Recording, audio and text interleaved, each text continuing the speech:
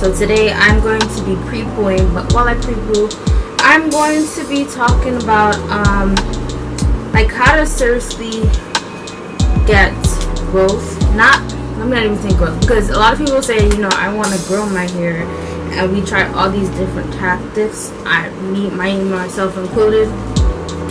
But really the goal, our hair is growing, but it's really length retention. How do you retain that length?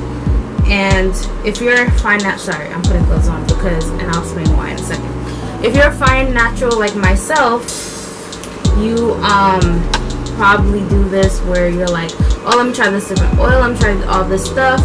But when you're fine natural, like, there's a lot of things that go into being a fine natural that maybe other hair processes can get away with that somebody like myself can't. And I know my hair is looking extra dry. That's why I just decided to wash it. I was gonna wait till tomorrow, but then I was just like, let me just wash it now. So I'm just gonna be using my Mr. Growth Carrot Cake hair mask. Ready to review on this product, so I will leave that. But so I'm just gonna kind of go through step by step what I've noticed and what I've learned, and how like I've noticed a lot more growth now that I'm in quarantine versus when I wasn't in quarantine, and how I feel like that contributes to my hair growth. So number one is, let's just talk about wash day in general. So what I've noticed is pre-pooing, hands down, best thing ever. Why, you ask? Why? It's just an extra step. What's the point of it? Well, for me as a fine natural, it's important because you start your hair, the detangling process, before you get into the shower and shampoo. Because now, what tends to happen is we get into the shower, right? And then we go in for a shampoo, but then our hair is not detangled prior. So now you gotta hold the tangled mess going into the shower, and then you're gonna go ahead and then while you're shampooing, you already have detangled hair, and that's not a good look, because that's just a recipe for disaster.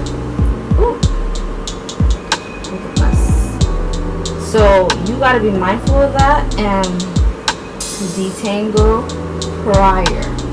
And that's what I learned, and I feel like that contributes a lot to not having too much damage,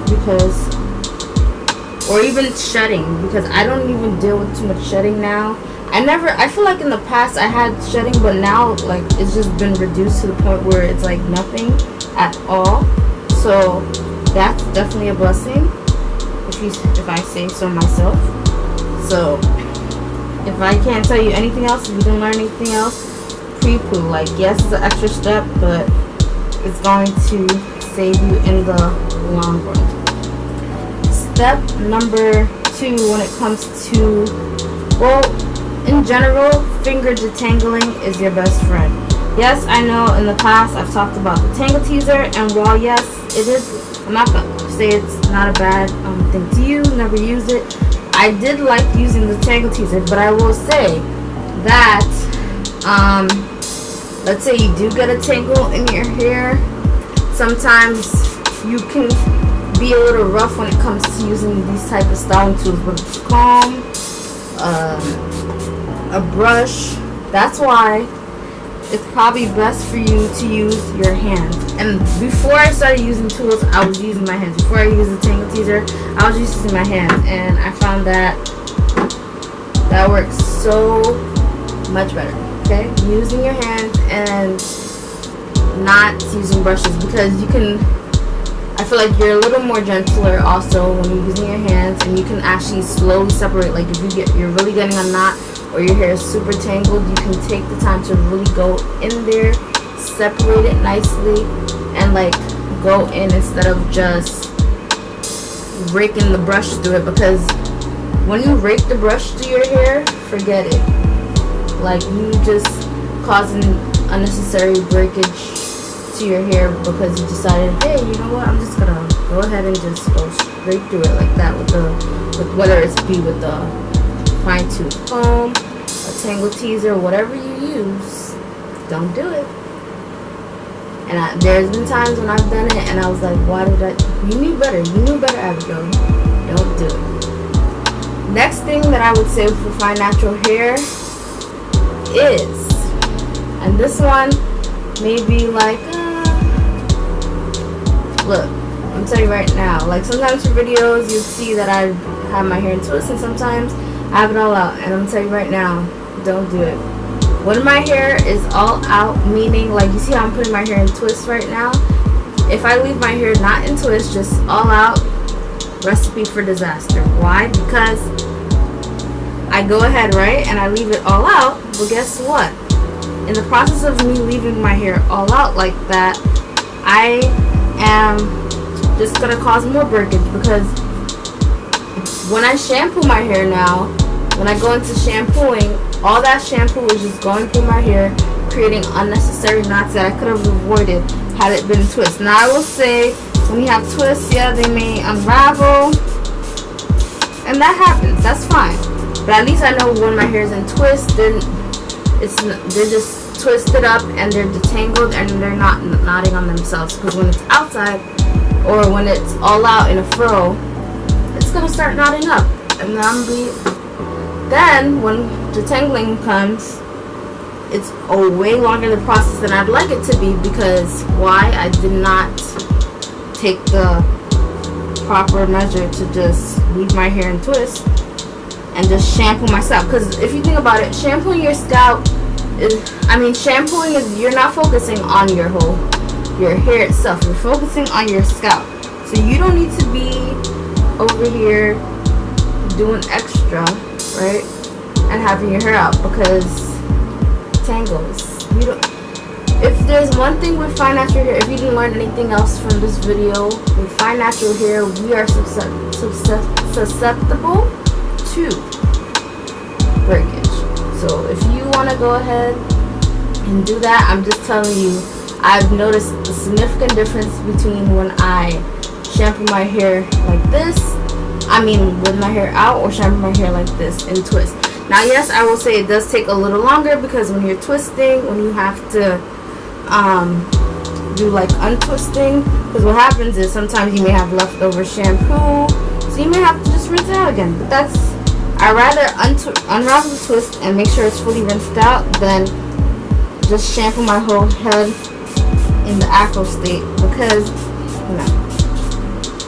Next thing is sectioning, which pretty much I touched based on, but yeah, just section your hair. And the same thing goes for when you deep condition.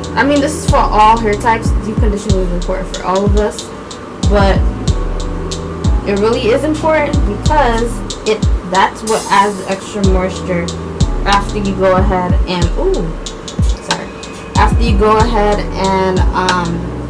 shampoo your hair. Because if you know that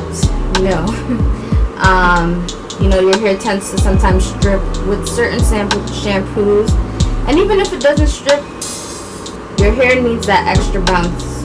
Like, because I do have, all of those shampoos that I pretty much use do not strip my hair, except for one that I've tried. It wasn't the best, but all the other ones did not strip my hair. So I'm very big on making sure I'm using non-stripping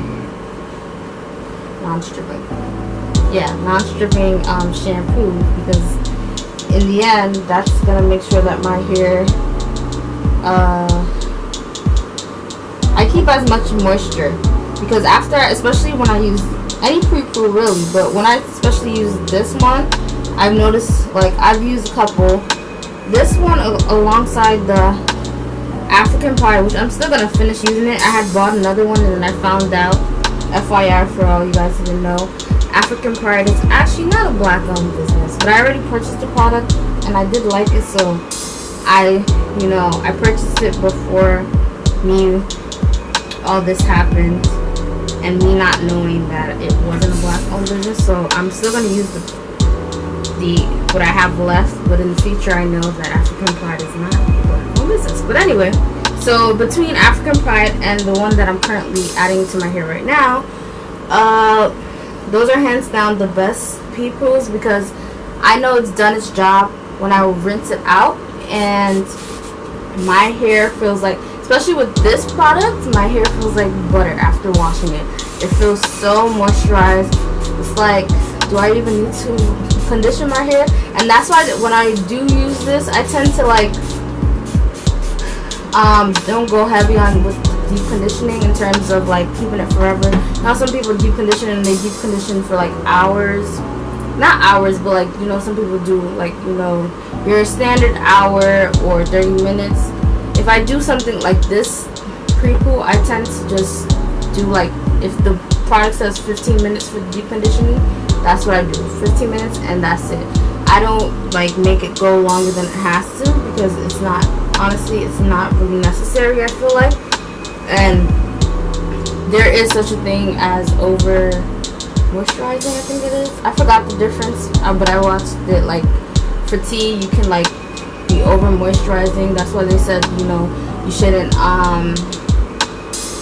like leaving conditioner. I've done it before in the past, but like leaving conditioner like all overnight, stuff like that, you shouldn't be doing. You should just do it for the allotted amount of time that it says, or you could go a little longer, but don't do too much in terms of like having it for like hours and hours and hours and hours, because it's just, your hair is, it's not gonna benefit you in the long run, pretty much.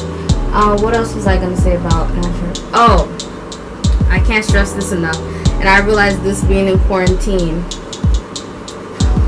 When you have fine natural hair, simply put, leave it alone. Stop twirling. I mean, we all do this as natural hair, whether you're fine natural or low porosity or normal porosity, high porosity. There's so many different things, but I'm talking about not thick hair. I'm talking about fine hair. Leave your hair alone. Meaning, do not style your hair every day. Like, and I'll tell you from my experience, I think that's one of the reasons why. Oh, I'm messing up my shirt. Yeah, from my experience, one of the reasons why I now know why my hair like wasn't thriving as I wanted it to was because what was I gonna say? Oh, because I was always in my hair. So like, let's say sometimes when I went to work, you know, I did have my natural hair, so every day I'm thinking, okay, what new style can I do? And then sometimes I try to not manipulate my hair too much, so I would probably do different styles. I mean, probably keep a style in for 2 days. So I'm not, but still, just overly doing different styles and not having one set style for the week. Meaning, like, probably just do a twist out for the week or something, you know. But sometimes, you know, you get bored and you twist out or something, so you want to do something different. But you gotta find that balance. And me personally, me wearing twist outs to work, like twist how I do it now, when you guys see me in videos, it was kind of weird for me to wear such as that. That's just me, in my personal opinion. Now I will say this: braids and extensions, however cute as they can be, and I always feel like, am I done? Oh, sorry, I had to. As cute as they may be, sis, they did not grow my hair as, like, I just felt like my hair basically stunted growth. It was not going past anywhere, and it was so annoying. Yeah, so my hair was not growing, like, it was just staying at the same length. I noticed that, and I'm just like, why is my hair not moving from point A to point B? Like, it didn't make any sense. It would not move past right here.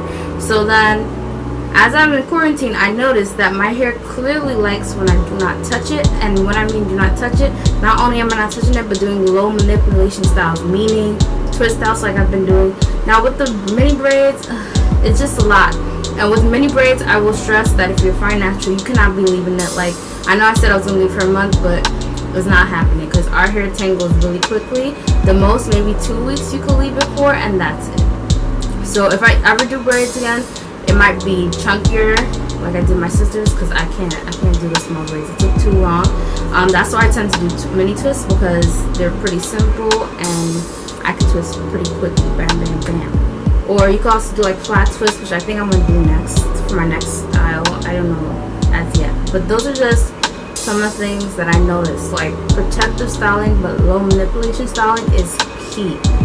Like when I do box braids, all that, my hair was barely growing. But when I leave my hair and twist out something with my own hair, no added extensions, fine. So yeah, but I'm done for this video. Hopefully, I think I covered everything. I had written it down, but then I realized, like, doing this, I can't really read and do it at the same time. But anyway, if this video was helpful, make sure you like, comment, and subscribe down below, and I'll see you guys in the next one.